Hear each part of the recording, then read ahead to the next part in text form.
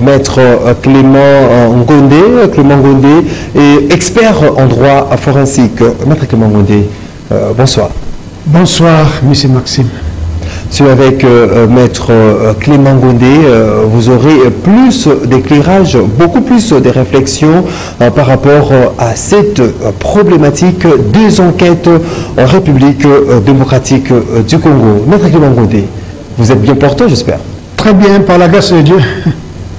On en parle et ça continue à faire débat, ça suscite même la curiosité dans les chefs de plus d'un Congolais. Les enquêtes en République démocratique du Congo, pourquoi il y a toujours eu des problèmes par rapport à la finalité d'une démarche déjà enclenchée? Merci beaucoup de m'avoir accordé la parole, d'expliquer un peu les raisons, en fait, à mon humble avis, par rapport à... Donc, on peut parler de l'aboutissement de l'enquête. Donc, d'une manière difficile. Donc, les enquêtes aboutissent difficilement en République démocratique du Congo. Pour résumer, à mon humble avis, donc, j'ai pensé à 5 points pour essayer un peu d'éclairer la population et puis les autorités aussi, parce que tout le monde veut que la justice soit juste. D'ailleurs, nous avons notre ASBEL, qui est l'Observatoire forensique, et milite pour la justice juste. On ne peut pas condamner un innocent. D'ailleurs, notre slogan dit « Zéro innocent en prison ». Alors, je sais que c'est difficile, mais donc, c'est pour limiter un peu les dégâts, pour qu'on ne puisse pas avoir beaucoup d'innocents en prison. Alors, j'ai résumé ça en 5 points. D'abord, le premier point... Donc, 5 points qui font en ce que... oui, qui qualifie le retard ou le non-aboutissement des enquêtes en République démocratique du Congo. Oui, oui. Donc, c'est-à-dire, on fait la critique, mais on va arriver aussi dans des conclusions. Donc, il faut qu'il y ait ce qu'on appelle la critique constructive. Donc, c'est notre cher pays. Nous voulons que la justice passe. C'est la justice qui élève une nation. S'il y a une bonne justice, et tout va aller, même le social va aller. S'il n'y a pas une bonne justice, le social ne va pas aller, parce que tout le monde aujourd'hui crie au social. Mais il faut qu'il y ait d'abord la bonne justice. Donc s'il n'y a pas la bonne justice, l'aspect social ne sera pas assis. C'est ça. Parce qu'avec la justice, on peut récupérer des fonds, on peut faire en sorte que les gens ne détournent pas beaucoup. Si on était dans les détournements de plus de 60%, si on réduit déjà à 40%, c'est déjà beaucoup. Et au fur et à mesure, on va arriver à 30%, à 20%, jusqu'à négliger vraiment le détournement. Avec cet argent-là, servira à l'État congolais pour avoir un gros budget, donc le budget costaud, pour arriver à faire du social du peuple congolais. Alors, le premier point, c'est de l'identité à l'identification. Ça, c'est le premier point. De l'identité à l'identification. Donc, ce qui amène à non-aboutissement des enquêtes en République démocratique du Congo. De l'identité à l'identification. Je vous dis quelque chose en Europe, vous voyez, quand il y a, par exemple, quand il y a en fait un crime, vous allez voir directement, ils ont déjà les profils, dans les 2 heures qui suivent, ils ont déjà les profils du criminel. Et pour maintenant aller en profondeur. Donc normalement, un crime mérite 48 heures. Nous, dans le droit criminel, on parle de 48 heures. Donc les 48 heures-là sont déterminantes pour qu'on puisse arriver à identifier. Alors, vous savez, nous n'avons pas de l'identité. Dans la théorie, dans les études que vous avez faites, tout à fait. Un crime dans 48 heures, on doit déjà déterminer les éléments, le coupable ou l'auteur de ces crimes. Tout à fait, c'est dans les 48 heures. Ce qui est contraire carrément à la réalité. Oui, donc en fait, ce sont des difficultés que les acteurs judiciaires connaissent normalement en République démocratique Congo. Il y a des problèmes, nous allons voir ça dans les 5 points que j'ai énumérés, pour aider aussi notre justice, parce que tout le monde a besoin que la justice puisse aller vers l'avant. Donc, de l'identité à l'identification. Nous ne sommes pas identifiés. Nous ne sommes pas identifiés, mon frère. Il ne faut pas aller loin pour penser à ça. On n'a même pas de carte d'identité. Et puis, l'identification, donc c'est-à-dire de l'identité à l'identification. On n'a pas une base de données. Je vous donne un exemple, si vous voulez aller par exemple en Europe, on vous prend les empreintes digitales. Et on fait aussi la photographie judiciaire, donc c'est-à-dire votre photo. C'est-à-dire quand vous commettez un crime, quelque part, alors maintenant, avec seulement vos empreintes, parce que nous avons ce qu'on appelle les empreintes digitales et les empreintes génétiques. Donc avec les empreintes là, ça peut déjà dire que telle personne, c'est telle personne qui a commis le crime. Donc c'est les empreintes digitales. Donc nous devons créer une base de données. Nous devons avoir une base de données. Malheureusement, chez nous ici, on n'a pas une base de données. Donc, je parlais des empreintes digitales, je parlais des empreintes génétiques, et puis je parle aussi de la photographie judiciaire. Donc, c'est-à-dire que vous êtes photographié une fois pour permettre qu'on puisse élaborer ce qu'on appelle les portraits robots. Après, quand il y a un crime, et faire aussi les profilages. Parce que ce sont des éléments qui peuvent aider la justice pour aboutir à une enquête. Deuxièmement, nous voyons aujourd'hui... Lorsque vous parlez justement de l'identité à l'identification, c'est un élément majeur qui fait à ce que les enquêtes n'aboutissent pas. Raison pour laquelle donc vous plaidez même en faveur à ce qu'il y ait recensement de la population, que le gouvernement congolais compte lancer cette opération d'identification de la population à travers un recensement pour que chaque Congolais, chaque individu ait au moins sa carte d'identité qui aide la police judiciaire à mener à bon port leurs enquêtes. Un élément vraiment majeur. Tout à fait. Donc c'est un élément majeur. Mais attention, les recensements, pour nous, en criminalistique, ce n'est pas de la sorte comme on avait fait pour des cartes d'électeurs, tout ça, c'est pas ça. Il y aura une situation, donc il y aura une technique que les acteurs judiciaires vont appliquer pour qu'on puisse identifier normalement les gens par rapport à la photographie judiciaire. Parce qu'il faut qu'il y ait une photographie judiciaire, il faut qu'il y ait les empreintes digitales, et les empreintes génétiques, je sais qu'il n'y a pas encore normalement de loi en matière, mais les empreintes digitales, il y a déjà la matière. Deuxièmement, il y a des crimes qui se passent. Donc là, nous sommes toujours dans le point 1, par rapport à l'identité à l'identification. Je vous donne un exemple, il y a des crimes qui se passent par rapport aux véhicules. Il y a des enlèvements aujourd'hui. Dans les enlèvements, on peut utiliser ce qu'on appelle les porteurs robots.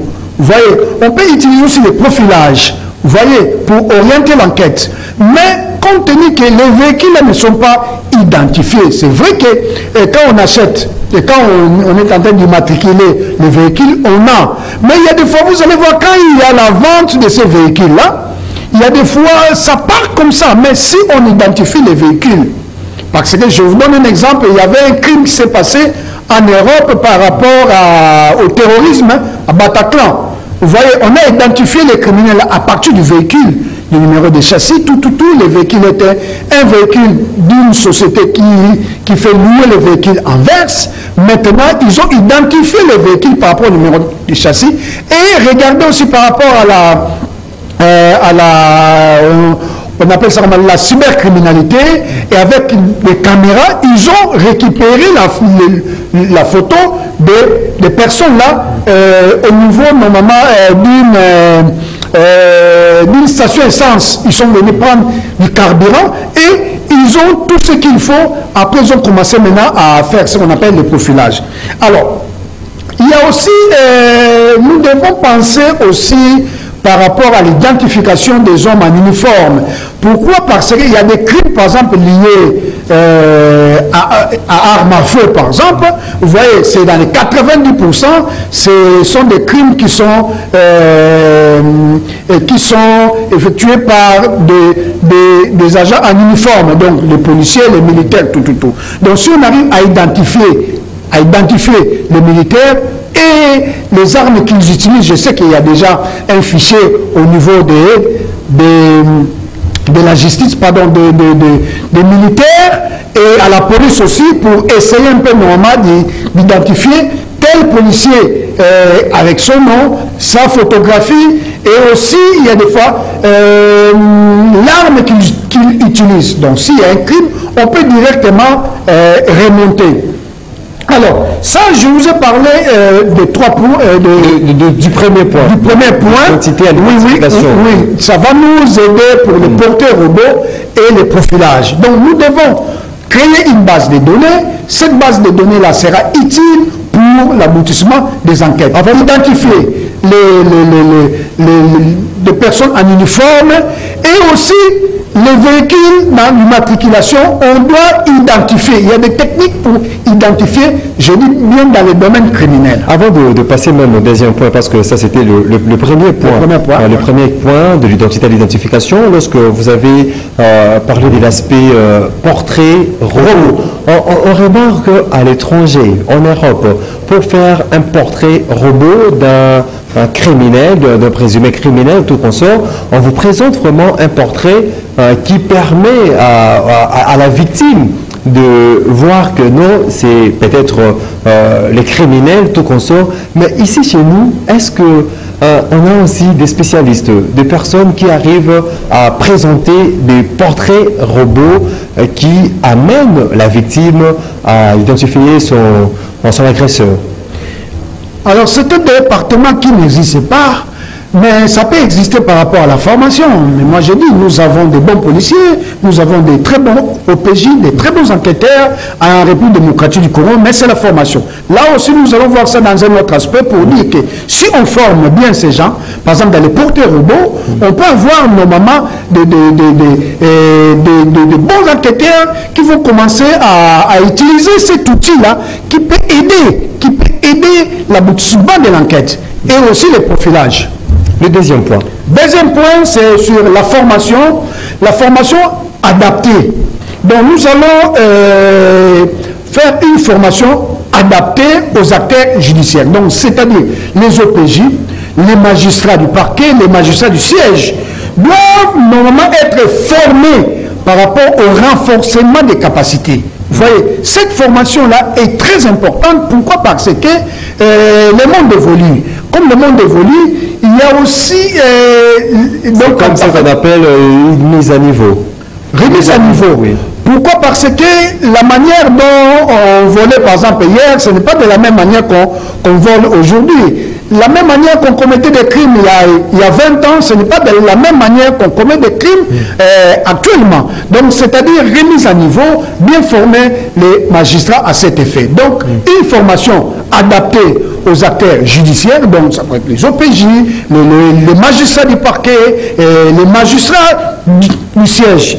Est-ce que sur ce point, dans notre pays, la République démocratique du Congo, le magistrat sont-ils formés? Est-ce qu'ils bénéficient de certaines formations telles que par vous évoquées? Très bien, oui. Donc il y a quand même, nous voyons souvent, il y a des formations des magistrats. Il y a aussi des formations des OPJ. Ça se passe. Moi, j'ai déjà vu. Moi aussi, il y a des fois, j'organise aussi des séminaires pour renforcement des capacités. Je vois aussi très souvent, il y a des formations, on forme les magistrats dans les détournements, ceci, des lieux publics. Il y a ceci, cela. Mais moi, je parle de formations adaptées. Donc, c'est-à-dire par rapport à une réalité.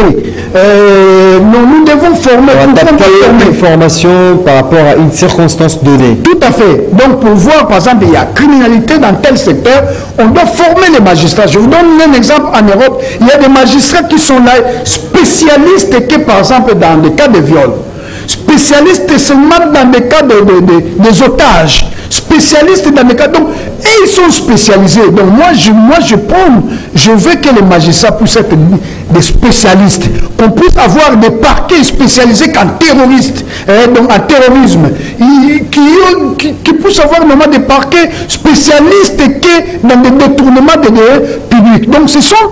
donc, en fait, quand tu es spécialiste dans une matière, au fur et à mesure que tu évolues dans cette matière, tu seras fort. Vous voyez, mais aujourd'hui, nous voyons souvent, même au niveau de la magistrature, il y a toujours des magistrats généralistes. Il y a aussi au niveau de l'avocature aussi, il y a des avocats généralistes. C'est vrai aussi, il y a des avocats qui font normalement la spécialisation. La spécialisation dans un domaine bien déterminé. Il y a aussi quelques magistrats qui sont très fort dans un tel domaine, mais il faut que l'État puisse organiser ça de cette manière-là, qu'on puisse avoir des... Donc, des tribunaux. Tel tribunal est spécialisé dans telle matière. Là, c'est très bon. Vous allez voir que nous allons vraiment avancer. Le troisième point, donc c'était le deuxième point, formation adaptée des magistrats au PJ. Le troisième point. Troisième point, ce sont des erreurs judiciaires. On va parler des erreurs judiciaires et puis l'expression d'un dysfonctionnement de la justice. Hein, les erreurs judiciaires et l'expression d'un dysfonctionnement de la justice. Il y a des erreurs judiciaires.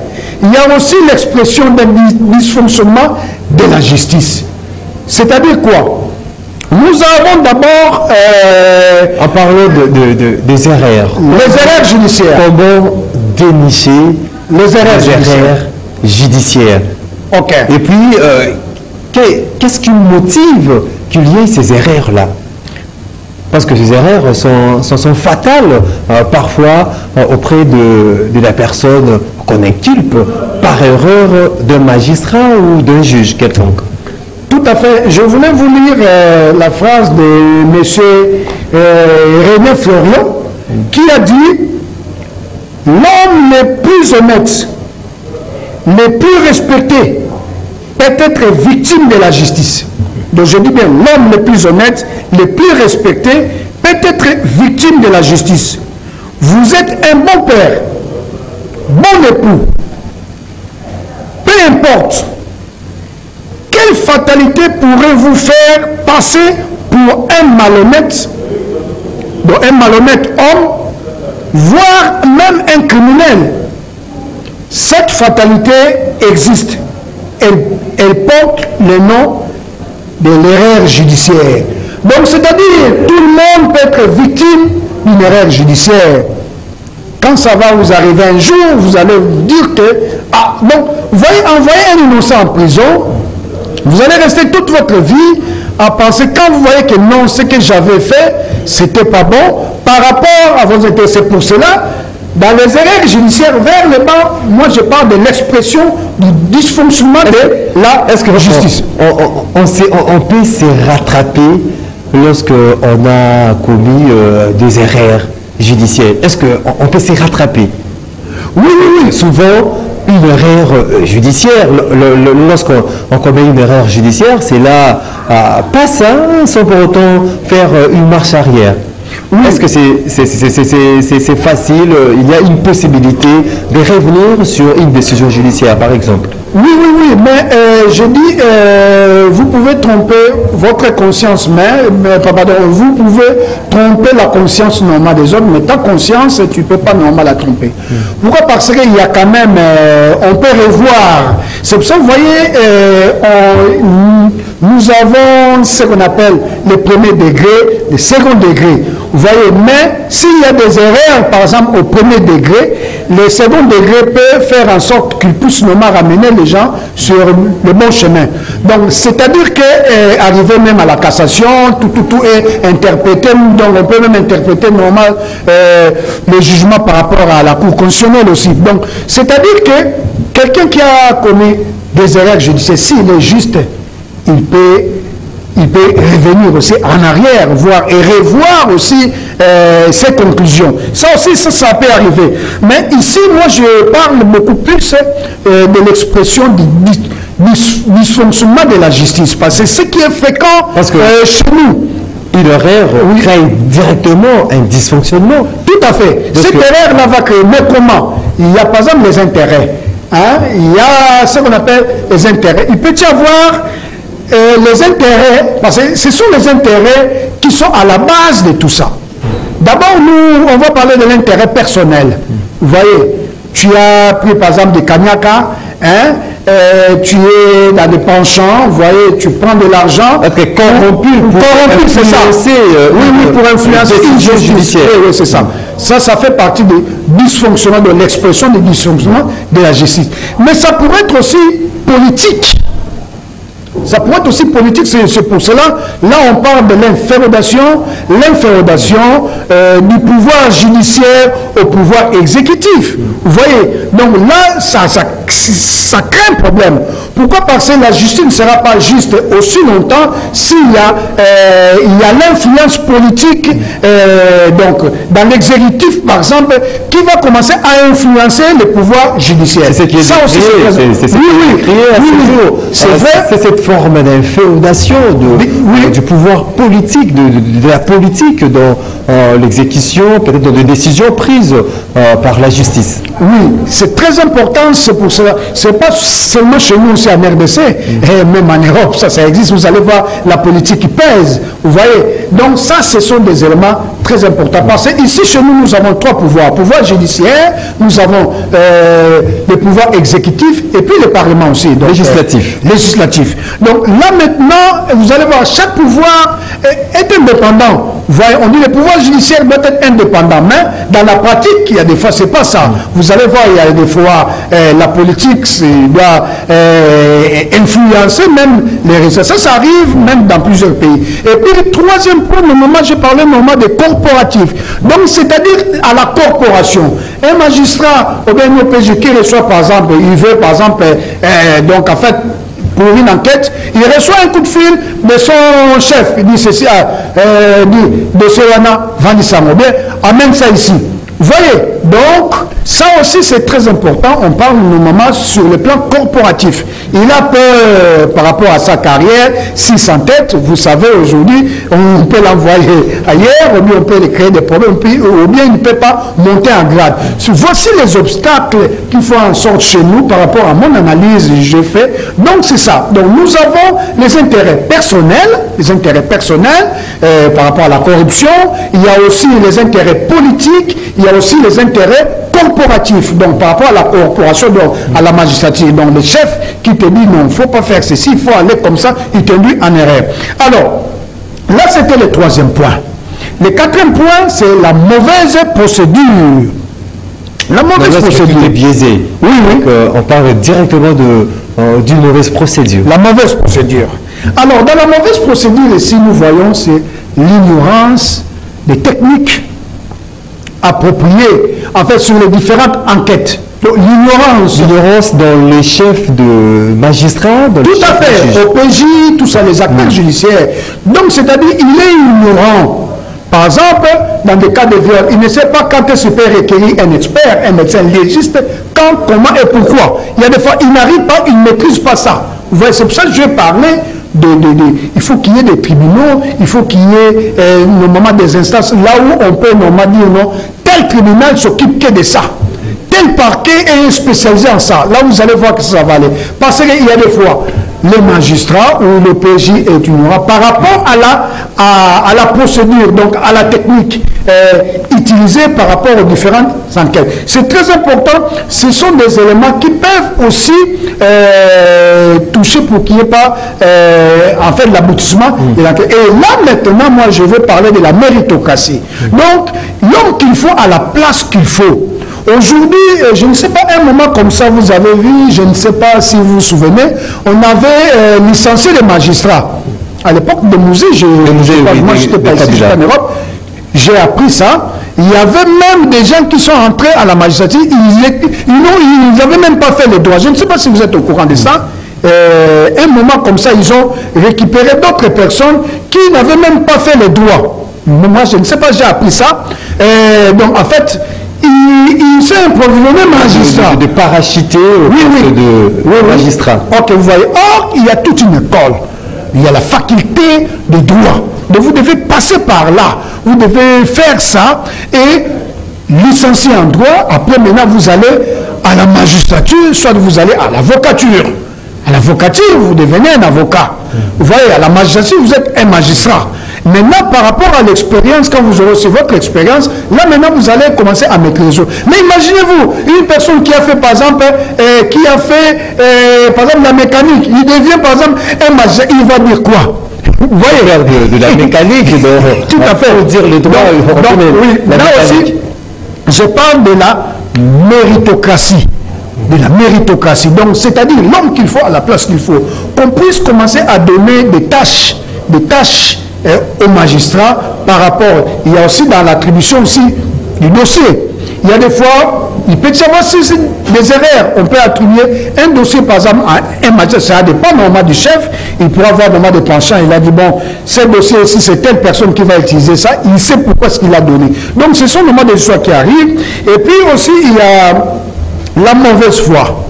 La mauvaise foi. La mauvaise foi. Là, maintenant, vous maîtrisez ça. Vous connaissez bien la procédure, mais vous ne voulez pas appliquer.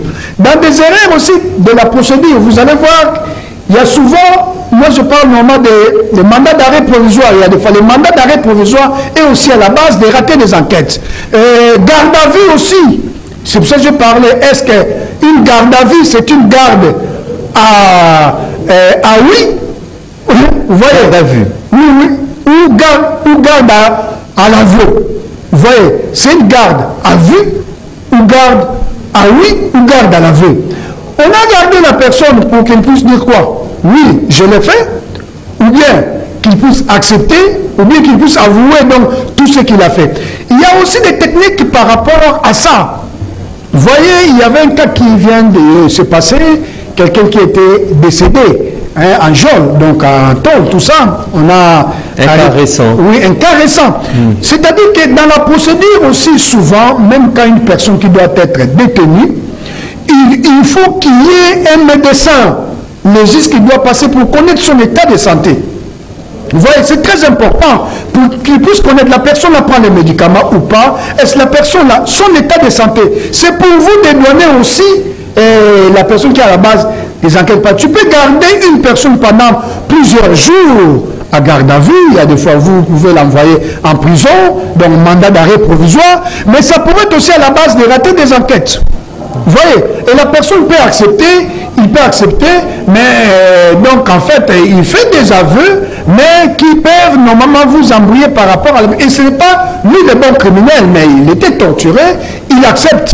Donc ce sont aussi des histoires qui arrivent. Donc c'est-à-dire qu'on a parlé de la mauvaise procédure. Donc la mauvaise procédure, là maintenant, ce sont des acteurs judiciaires qui doivent avoir la maîtrise de la chose, savoir ce qu'ils sont en train normalement de faire. C'est pour ça que je parle de la méritocratie. Je dis l'homme qu'il faut à la place qu'il faut. Maître Clément Ngondé, vous avez développé plusieurs aspects qui entravent l'aboutissement des enquêtes dans notre pays, la République démocratique du Congo. Oui. Vous avez parlé de la méritocratie qui s'avère être déjà un chemin pour qu'il y ait pour que les enquêtes aboutissent. En fait, quels sont ces moyens ou cette politique maintenant à mettre en place pour que les enquêtes aboutissent dans notre pays? Merci beaucoup. Et c'est ça le 5e point. C'est là où il y a, comme je vous ai dit, il faut qu'il y ait des remarques constructives. Nous devons apporter ce qu'on peut donc apporter. Alors, là maintenant, nous voyons la science forensique. L'implication de la science forensique dans les enquêtes. C'est une solution. La science forensique, c'est une solution à ce que les enquêtes puissent aboutir. Tout à fait. La science forensique, c'est la science de la preuve irréfutable, la preuve opposable à tous. Donc, l'implication de la science forensique est très importante pour qu'il y ait l'aboutissement de l'enquête. Parce que c'est un outil de base. C'est un outil de base pour qu'il y ait l'aboutissement de l'enquête en République démocratique du Congo. Et quand on parle de la science forensique, vous savez très bien, nous parlons de la criminalistique. Et la criminalistique, ça fait partie des techniques utilisées par la justice ou la police pour démanteler l'auteur d'un crime. Je dis bien démanteler l'auteur d'un crime, qui est de la preuve. Donc nous allons parler ici. On doit appliquer les 3 preuves. Il y a d'abord ce qu'on appelle la preuve disculpante, la preuve corroborative, la preuve indicative. Voici les 3 preuves qu'on doit utiliser dans la science forensique. Donc, les gens doivent être formés, les acteurs judiciaires doivent être formés par rapport à la science forensique, qui est la science. Et là maintenant, il saura, par exemple, quand est-ce que je peux requérir un expert dans tel domaine. Lui-même, un magistrat peut descendre, par exemple, sur le terrain, il voit, par exemple, un mort d'homme, il peut directement avoir une idée. En attendant, même quand il va appeler la police technique et scientifique, le médecin légiste pour venir constater la mort. Donc, c'est-à-dire que les 3 preuves-là doivent être bien étudiée et on doit former les acteurs judiciaires. Donc je dis bien la preuve indicative. Mais là, la preuve qui indique qu'il y a vraiment crime. La preuve disculpante, c'est là où maintenant on va dire tel n'a pas participé au crime, tel n'est pas donc vrai pour exclure normalement, pour ne pas qu'on puisse amener des innocents en prison. Voici la technologie. Troisième preuve, c'est la preuve corroborative. Donc on doit ramener les éléments de la preuve pour convaincre le juge, pour dire que donc, le client n'a pas participé donc, au crime. Là maintenant, il faut ramener des éléments de la preuve. Tout ça, c'est dans la science forensique, donc dans la criminalistique. Donc, nous devons former les gens. Est-ce que cette science forensique est mise en valeur pour que, enfin, nos enquêtes aboutissent enfin dans notre pays? Est-ce que c'est mis en valeur, cette science forensique? Oui, c'est pour cela que je dis bien, vous êtes un journaliste, et si vous allez même au cours des tribunaux, vous posez des questions aux magistrats, par exemple la science forensique, vous allez voir, moi, je vous dis, moi, des fois quand je suis parti, on me pose la question, ce n'est pas une secte, ça ne fait pas partie normalement des sectes, non. Donc, vous voyez, donc, c'est l'ignorance. Vous avez parlé de l'ignorance. Ok, l'ignorance. Pourquoi? Parce que quand ils ont étudié, il n'y avait pas ça. C'est pour ça que je parlais de ce qu'on appelle renforcement des capacités. Donc, la formation continue. Parce que ce sont des sciences qui viennent d'arriver. Ça ne fait pas très longtemps. Vous voyez, qui viennent normalement d'arriver. Et chez nous, c'est une science qui est encore méconnue. Donc, ce n'est pas encore connu au public. Même chez les acteurs judiciaires, il y a des fois, ils appliquent des techniques, mais ils ne savent pas que ça fait partie du moment des sciences forensiques. C'est une science qui peut aider la justice la science forensique à faire bien son travail. Pourquoi? Parce que là-dessus, vous avez tout le monde. Vous avez des informaticiens, par exemple, qui vont appliquer ce qu'on appelle la cybercriminalité. Aujourd'hui, vous allez voir qu'on peut enlever quelqu'un, mais comment est-ce que la justice n'arrive pas à mettre la main Or, nous avons des réseaux. Il y a même des rançonnaires, les gens qui demandent même des rançons. Et des gens même touchent même de l'argent. Vous allez voir qu'on enlève ta fille, on viole ta fille et on demande à vous normalement d'envoyer de l'argent. Mais on envoie de l'argent dans le téléphone de la fille même. Et la personne est partie aussi récupérer de l'argent. Et la justice fait quoi? C'est facile. Nous avons ce qu'on appelle la géolocalisation. On peut localiser. Et on peut aussi, les réseaux téléphoniques, là, ils ont des agents qui sont identifiés, qui vont servir cet argent-là.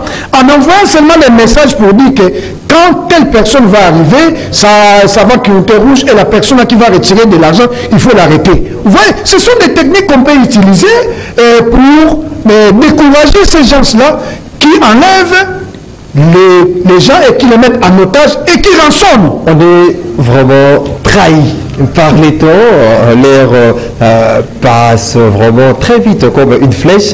Maître Clément Godet, nous sommes arrivés à la fin de cette émission. J'espère que nous allons développer plusieurs matières, plusieurs aspects des choses dans le prochain numéro. En termes de conclusion, que diriez à la population qui vous suit à ce moment? Merci beaucoup. Je peux dire, d'abord, j'ai dit par exemple aux autorités judiciaires que on peut faire en sorte qu'on puisse normalement faire en sorte que les enquêtes puissent aboutir dans notre pays. C'est facile. On peut le faire. Je dis même pas à 100%, même à 80% ou à 70%. Ça s'appelle j'ai arrivé pour soulager. Parce que la justice est juste. Nous devons condamner la personne à condamner. On doit innocenter la personne aussi à innocenter. Nous devons utiliser de la preuve irréfutable et la preuve opposable à tous. D'où je dis bien les plateaux techniques de ça, c'est la science forensique. Donc vous devez être formés.